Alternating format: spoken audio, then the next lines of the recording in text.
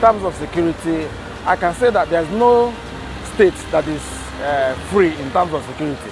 But if you come to Abia, Abia should rank among the safest states in Nigeria. Our governor, Dr. Okezie Victor Ikpeazu PhD, but as governor of this state, everywhere the okay.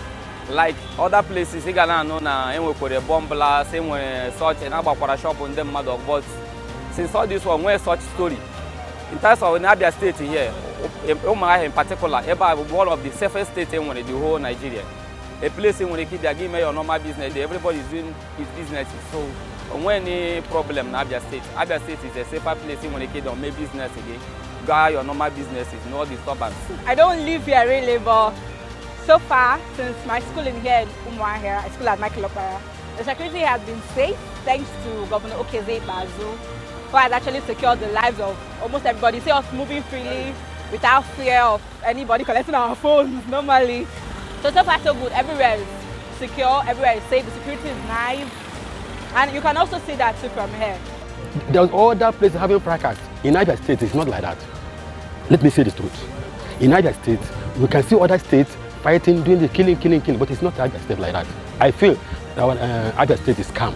We want Abia State to be one of the safest states. As it is now, it's one of the safest.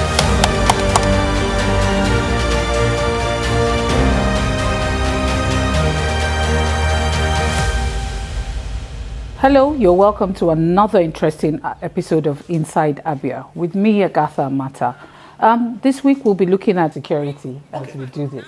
So tell me, how have you been able to achieve the security in the state?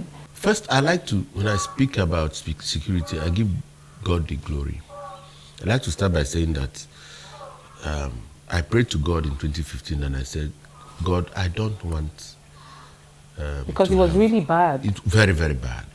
And I said, God, I don't. It was so predictable that you could not see a bullion van. If you see a bullion van, maybe it was robbed a few minutes ago. Wow. A bullion van, it was impossible to see a bullion van. But to the glory of God, I keep saying this. Between 2015 and now, not even a single case of bank robbery. I think statistics will tell you the truth. The Nigeria Police publishes statistics about safety profile of states, and in fact, the international community, the diplomatic corps, all have states on their red alert, those on yellow, and those on green.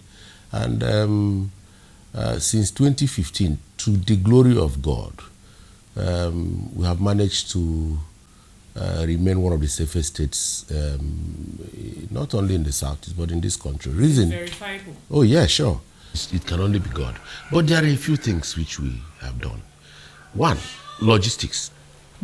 We have provided over 400 vehicles, all of them equipped with modern technology. For communication to the security agents. Two, we provided military standard-based stations. For the first time, that the CP can listen to his officers in the most remote part of Abia State. I therefore officially commissioned these vehicles and hand over the keys to IGP for onward transmission to the Nigeria Police Force Abia State Command in the name of God the Father, the Son, and the Holy Spirit. In terms of security, he has done a lot for the state and for the zone. I'm saying the state because the state is under the zone. Yeah, when I came, I made structures on ground. I meant things on ground done by the governor. But towards the end of 2020, we were struck with this issue of NSAS. That one really geared everybody up. If you go to every station now, you will see observation points in front of every station. It's not just there. It is for a purpose. So you can observe everything coming from afar. That was an initiative that NSAS brought. Because, before we were not thinking that anybody can come and just attack you all of a sudden. But if you are in that OP, you can be seen afar. He provided finance to put on ground those observation points, which are very useful now. He has been very instrumental, to the safety and security of the state, in area of provision of gadgets that police use for the operations. Apart from gadgets, he has provided vehicles, and he has provided the environment, importantly for the police in the state to be able to function well. He gave us vehicles. He gave us vehicles 2020 and gave us vehicles 2021. 3, we forged a synergy, an uncommon synergy between all the sister agencies. There is no rivalry. That's the army. So joint operations for us in Abia is commonplace. At times we used to mount joint patrol with even immigration. And I think that's the key, because everybody has to work together. There has to be because a synergy. the security architecture in Nigeria provides for collaboration. I know and have been briefed of the synergy that he has ensured among the services in the state. And they work together as a unit, as an inseparable unit. And that one has really helped, in the safety and security of the state. We decided to emphasize 70% of our time and effort in intelligence gathering.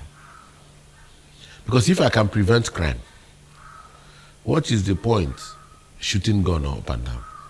Does intelligence gathering work in this country? It works here. I'm shocked It works to hear here. that. It works I didn't here. even know we had that, to be honest. It works here. We have the people we call gatekeepers. They are youths. They are the ordinary Okada riders. I can't tell you how many motorcycles and bicycles I have bought. But each of them has an Android phone and can take pictures. All these our gatekeepers are in all the communities. I am really shocked to hear that this. somebody, oh yes, whenever you see a good soup, somebody took time to prepare it. I'm telling you.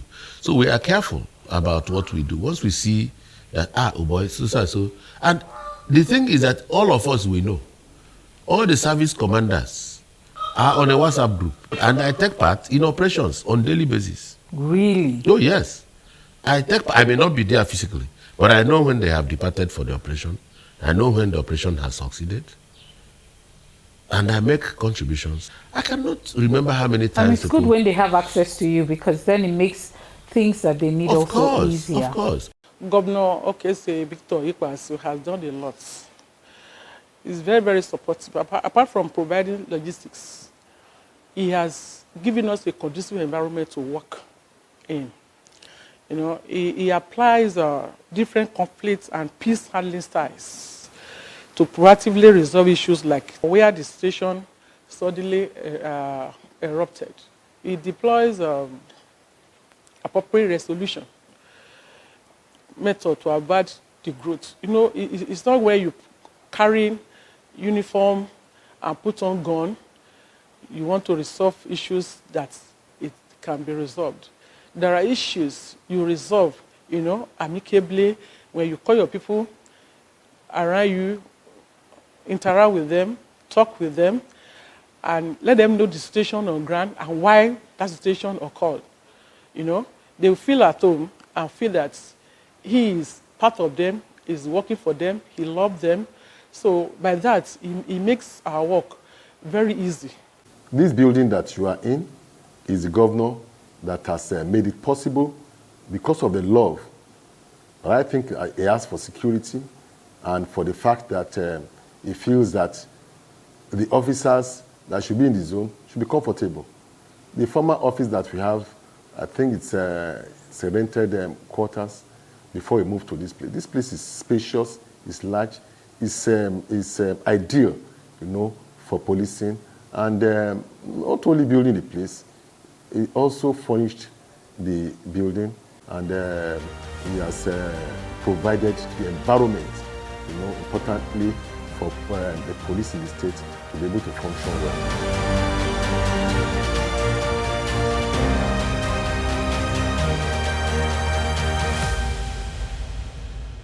Abia has perhaps one of the best records in terms of farmer-herdsman conflict.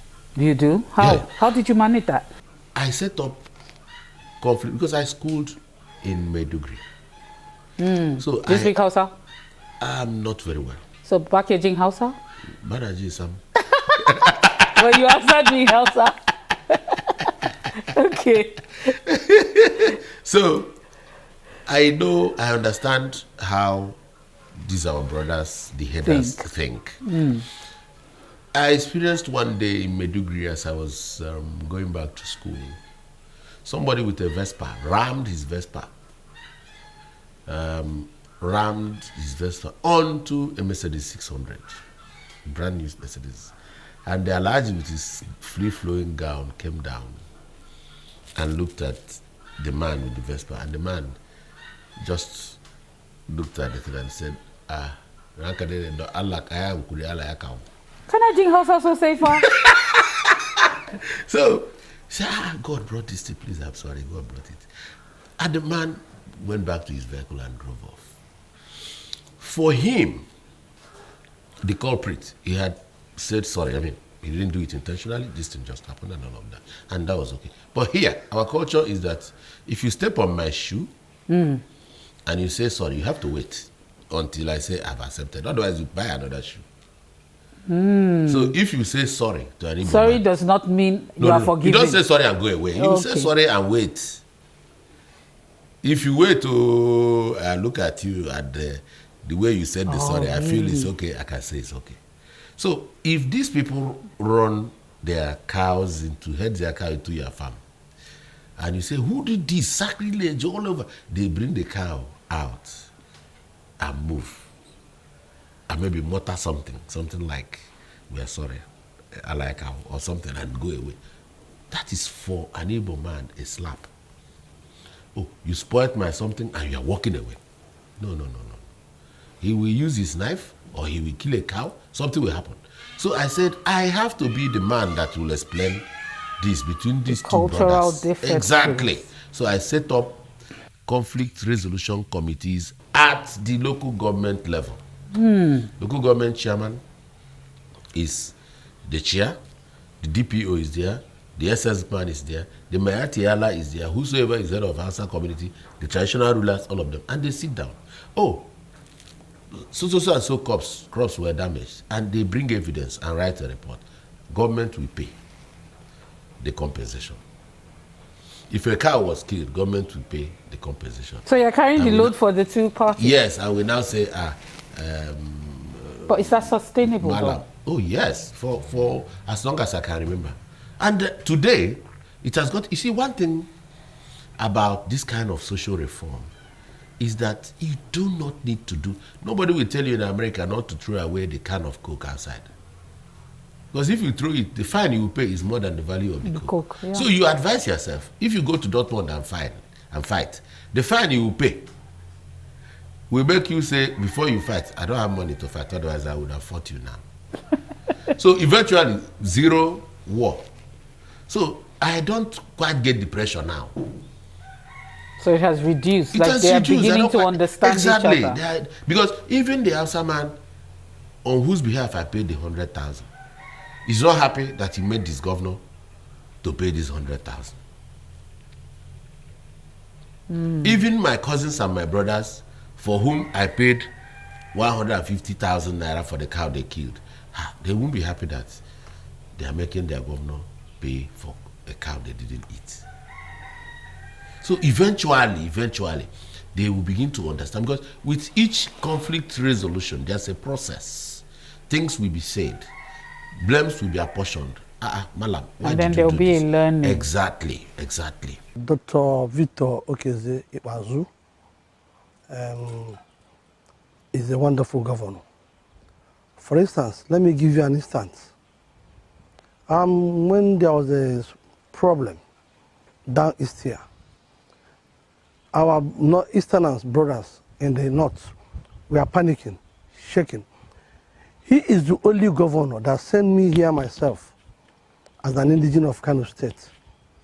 I have to go to the Kano. I met with the 5 speaking Igbo communities: Abia, Imo, Anambra, Enugu, Ebonyi State, which the President General is here. The SA to the governor on inter-justice matter is here too, who is the secretary to the Eze Boniface in Kano State.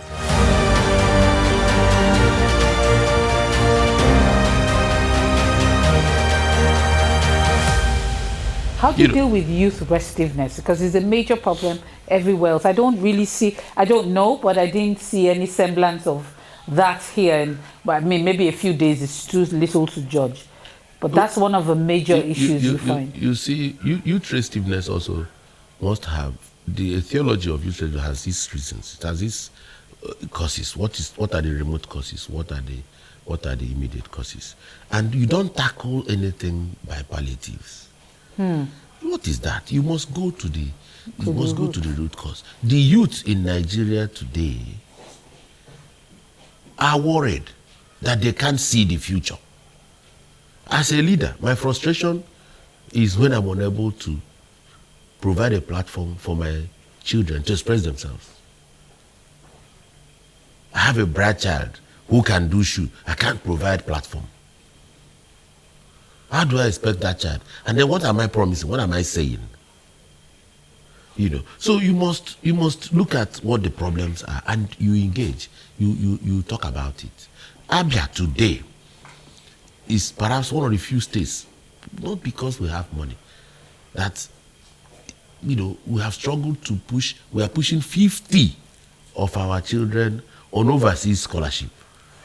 It gives hope to those who are yet to benefit, and keeps those that have benefited in a place where they can put a call across and say, pray for the governor for me, or something is happening. Because you must prepare them to face the competition of tomorrow. True. That is not what you can do in the village. True. You must prepare them. It is commendable. I mean, these are the things for me. So I was thinking to myself, how did you achieve that?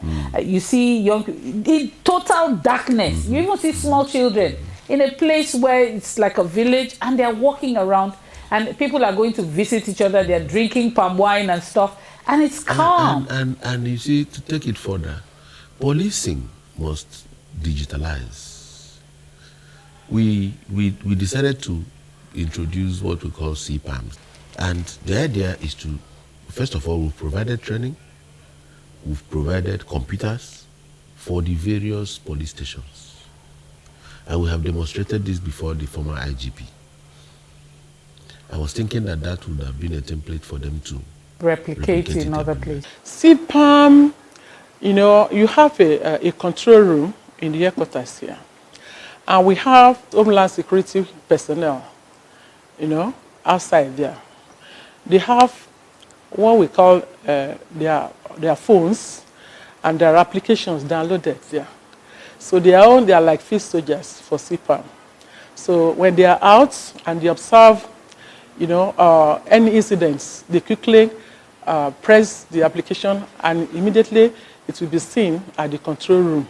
And control will react, and whichever division nearest to that point will be contacted to go in and solve the issue. A few years back, the governor set up a security outfit called Homeland Security. And in Abia State too, they have vigilante group. So all the combined security agencies, they work in connivance with police, to make sure that Abia is secured. Just a simple thing. What we want to do is to create a database. So this database, we don't need to go to the moon to get it. You commit something, burglary or whatever, okay? We take your picture, we look at your height, color of your eyes, descriptions, whatever. We take your phone number, we take your fingerprints. That's how it's done everywhere. Take your fingerprints, we'll take you to your village. Okay. We'll take you to your village and take the picture of everything we need to take there. And then I think that makes a difference. And then we begin to prosecute. So if you are granted bail, and then the data we share with the area commander, with the governor, and with the CP. So area commander cannot release a criminal without the consent of the CP. There's nothing like DPO to bribe and release. Because if everybody is seeing the criminal. You understand? So, and then if that same person so it reduces corrupt practices, goes to another local government and commits another crime and decides to go by another name, the DPO there takes you in again if you are apprehended, keys in and begins to put your biodata. The height will be the same, your marks will be the same. Yeah, you know, and all of that. The man say, oh boy, if you like say they don't catch you before for another place. He calls that DPO, and all of them will, you know, no boy, don't say that you had so and so. And then now they know they are dealing with a habitual criminal. So they upgrade both the way they look at him and all of that, and then that will change his bail conditions. So you must find a way to systematically. The next thing to do would be probably to begin to think about CCTVs in crowded areas and all of that. Because any CCTV without a database is a home video. Quote, I've gotten that. You must have a data based on which you compare what you are looking at, the footages, and the picture of your scene. Otherwise, you take somebody's picture, he runs away, he's down, he's afar. You'll be watching the TV alone. You know. True. But if we know the person we are looking at, oh, no, this is that Chijoke. Certainly, this is that Chijoke. Can you imagine? We'll go to your village. Before you know it, your parents will tell you that the heat is on here. And we smoke you out. You know, so that is that. Again, we know we are surrounded by 7 states. It's not been easy. So what happens in Imo? What happens, you know? Abia, I thank God also, and I don't take the glory. We've not experienced even one jailbreak. Oh, that's true. That has been happening recently everywhere, all over Nigeria. And I have a few prisons here. You know, and then the reason is that we sat in the State Security Council and drew up a plan. You know, I don't know how much of this my plan I'm supposed to reveal free of charge before you hear what but as long as it's working, and maybe this is something that, I mean, the other governors are because this place is safe. It's quiet. It is peaceful. Apart from that, Abia is also the most stable state in terms of polity. You think maybe it's because you're a teacher and not really a hardcore politician? That is part of it, but I think it is as a result of my ability and willingness to say sorry if I make a mistake. But also to remain stubborn if I think I'm right. Because I have discovered that most people who engage me don't have facts. When you ask them, what option do you have? They don't have facts. They don't have options. They don't have... So it's enough to sit in your room and you are saying things. But when the chiefs are down and we say, okay, let us talk about this thing for crying out loud. Abia is our Abia. I mean, if you have superior argument and logic, why wouldn't I go with you? I go with you. I didn't promise anybody that I would do everything. But I promised that I will do the ones I will do very well, and I will set Abia on a path of sustainable growth and development. If we remain with our eyes on the ball, focusing on trade and commerce, SME, agriculture, oil and gas, and education, we can't get it wrong. So I'd like to say a very big thank you to you, Your Excellency. Thank you for your time. Thank you for your patience. So viewers, my pleasure. We have come to the end of another interesting episode of Inside Abia with me. Next week, we'll be looking at some other sectors of the economy with His Excellency leading the way. So on this note, I say bye-bye and see you next week.